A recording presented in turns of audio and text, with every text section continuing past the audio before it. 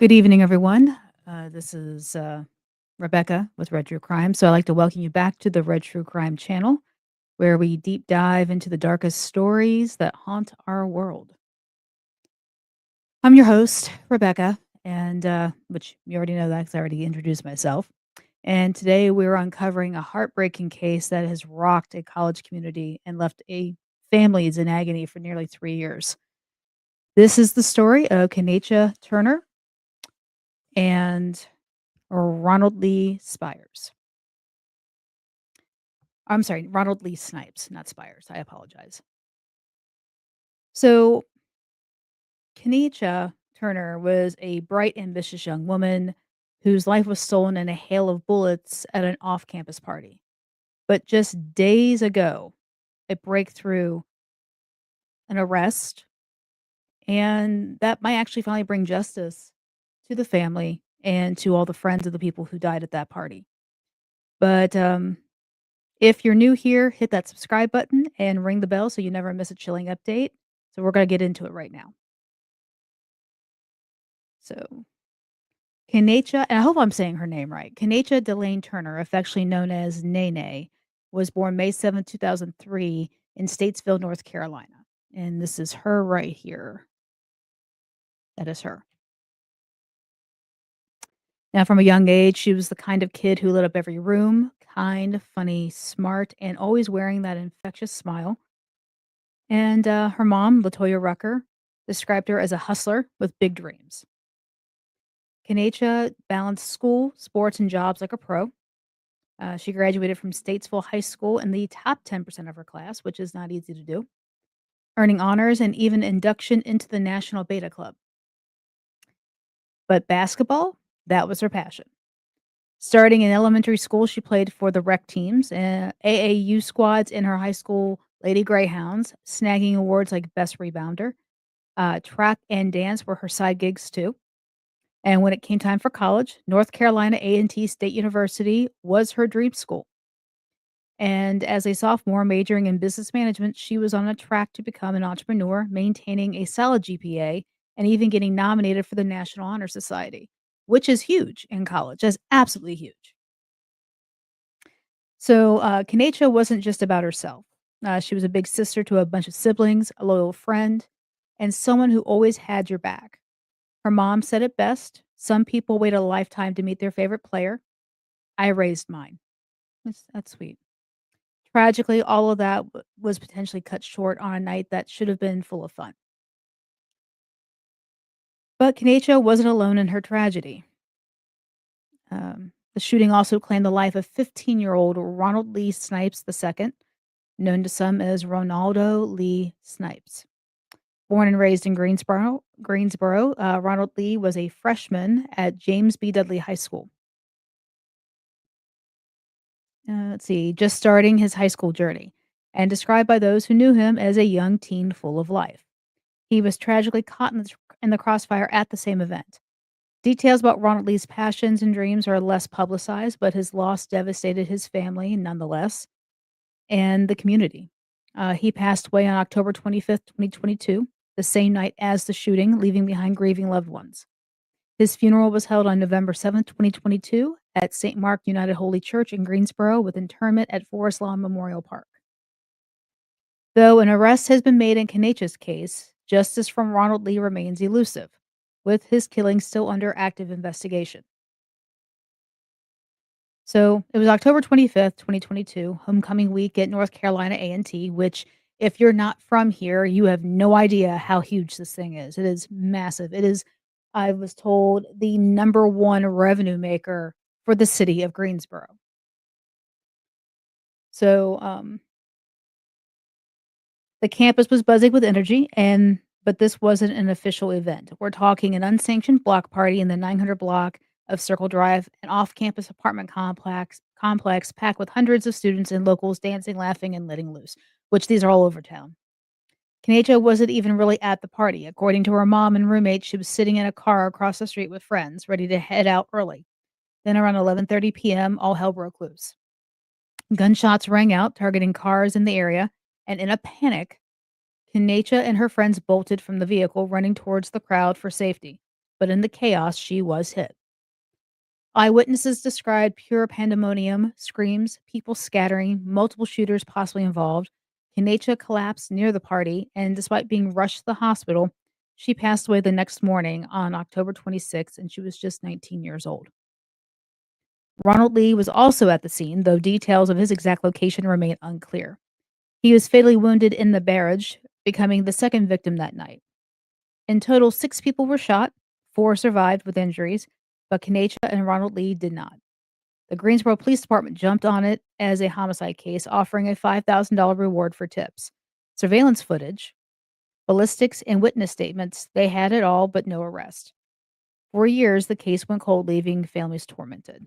And let me show you a picture of Ronald Lee, because he's a goofy looking kid, but he seems like he's a lot of fun. There you go.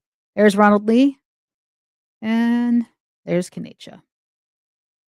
So, 2 young people who lost their lives unnecessarily. Well, no arrests, and for years, the case went cold, leaving families tormented. Imagine the pain. Latoya Rucker collapsed when she got the call. It felt unreal, and I understand that feeling. For 3 long years, she lived in torment, missing milestones like what would have been Kanatia's graduation. She held on to memories, photos, stories from friends, and that quiet strength that her daughter had. Community rallied too. Statesville High honored her with memorabilia, dedicating games in her name, and North Carolina A&T held vigils and talks about gun violence at college events ramped up. Now, while less is publicly known about Ronald Lee's family's journey, the loss of a 15-year-old boy has undoubtedly left a profound void in Greensboro. His death highlights the broader impact of such violence on young lives and families across the community. But justice seems elusive. The investigation hit walls, and reluctant witnesses, a chaotic scene, and police urged tips through Crime Stoppers, but nothing stuck until now. Let me go up here.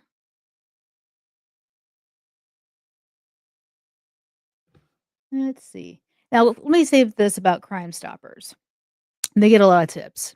And you have to understand when you call Crime Stoppers or you go online and submit that tip, it's all handled by volunteers. So, keep that in mind when you submit things. I mean, it does get to the police, but when you're talking to somebody on the phone, you're not talking to anybody in law enforcement. You're talking to a volunteer. Okay, so on September 26th, which was 2 days ago, Greensboro police arrested 20-year-old Rashawn Elias Weaver, a local resident. So let me show you this guy. Him. This guy. He is charged with first-degree murder and Kanatia's death specifically. Weaver was 17 at the time of the shooting and was taken into custody without incident. He's being held without bond in Guilford County Jail. Now, Police Chief Brian Solomon called it the result of tireless work, but they're tight-lipped on the details, like evidence or motive, to protect the case. Weaver hasn't entered a plea yet, and no trial date is set. Importantly, this arrest doesn't cover Ronald Lee Snipes' death. That part's still unsolved. So if you know anything, call Crime Stoppers at 336-373-1000 anonymously. For Latoya, this was a flood of emotions, gratitude, joy, but also renewed grief.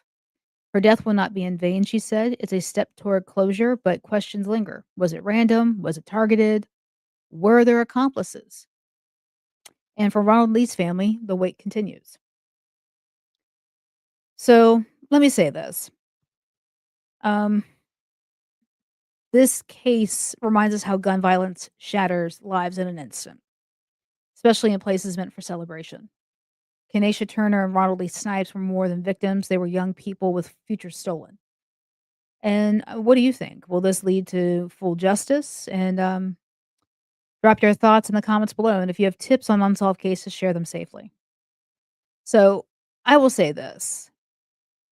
Too many times, too many times I'm hearing gunshots around where I live. And I live not too far from the college campuses.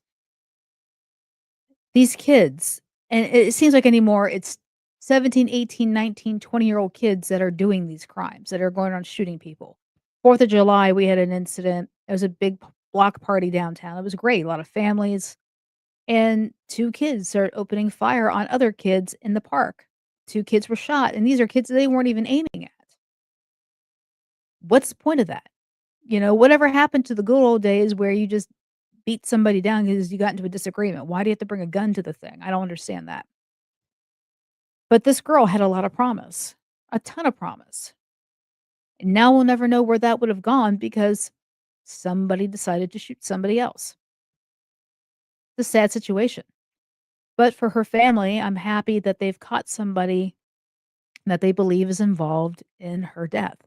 Now, Ronald Lee, I don't know, they're still wondering if there's accomplices. I would almost think there probably would be, depending on how many bullets were fired at that time. And because they're not charging him, this Rashawn Weaver, since they're not charging him with Ronald Lee's death, it makes me wonder if there was more people involved. So I don't know. It's just one of those things. I mean, I have a daughter that's in college now. Had one that went, another one that went, but then decided it wasn't her thing and may go back. But, more and more you're hearing about violence on college campuses, like when Charlie Kirk visited that school in Utah and he was killed. It didn't have to be Charlie Kirk. It could have been anybody having, a presentation because colleges invite speakers all the time from all different walks of life, politics, religion, whatever. And you always gonna run that risk of security being an issue and somebody not liking who you have at your school. You're gonna run that risk. So, just everybody be careful, if there's a party off campus, I know you wanna be young and have fun, but just keep your head on a swivel because you never know what's gonna blow up. You just never know. So, alright, everyone. Well, thank you for watching Red True Crime. Stay safe out there, and remember the truth is always worth chasing. And I'll see you in the next video. And as I always say, be weird, be rude, be safe. And if you have not subscribed, liked, shared, commented, worshipped, whatever, the channel, please go ahead and do that. It's free, doesn't cost anything, and gets the algorithm out there. Because again, somebody could watch this and might have some information about who else is responsible for this crime. And the police are really wanting to get this solved. So let's just see if we can help them out, you know? So, like I said again, this is Rebecca with Red True Crime. Thank you again for tuning in and thank you for the support. And everybody have a great Sunday evening and please be careful. Bye.